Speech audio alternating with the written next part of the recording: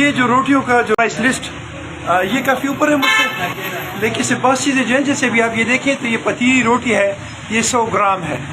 اسی طرح آپ یہ دیکھیں تو باقیوں کے سامنے یہ سادہ نان جو ہے یہ 120 روپے 120 گرام ہے، لیکن جو باقی ہے اس کے ساتھ کوئی گرام نہیں ہے اور ریٹ اس کے ساتھ لکھا ہوا ہے. اسلم پلازا، اٹک شہر، پتہ نہیں کون سا پرنٹنگ پریس، یہ ان کا یہ لسٹ ان کی بنائی گئی ہے، لیکن اس میں کسی ڈی سی او کا، کسی انسپیکٹر کا، کسی اسسٹنٹ کمشنر کا، کسی کا کوئی سائن نہیں ہے. اب آپ اگر اس روٹی کو دیکھیں تو یہ جو روٹی ہے یہ بس اتنی سی ہے کہ میرا خیال ہے کہ اس پہ ایک بندہ اگر یہ کھائے تو اس پہ شاید وہ اس کا پیٹ بھرے گا بھی نہیں.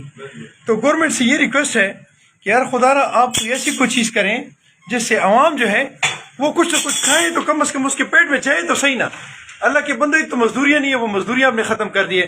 ایک اس لسٹ پہ کسی آفیسر کا کسی یہ اس وقت اٹک میں موجود ہوں اور یہ کینٹونمنٹ بورڈ کا ایریا ہے نا سینما کے بالکل قریب.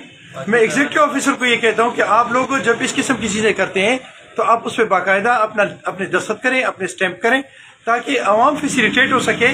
آپ اتنے کروڑوں روپے کی جو فیسیلیٹیز لیتے ہیں، آپ اتنے لاکھوں روپے کی تنخواہیں لیتے ہیں تو یہ عوام کی فیسیلیٹی کے لیے لیتے ہیں کہ عوام کو فیسیلیٹیٹ کیا جائے.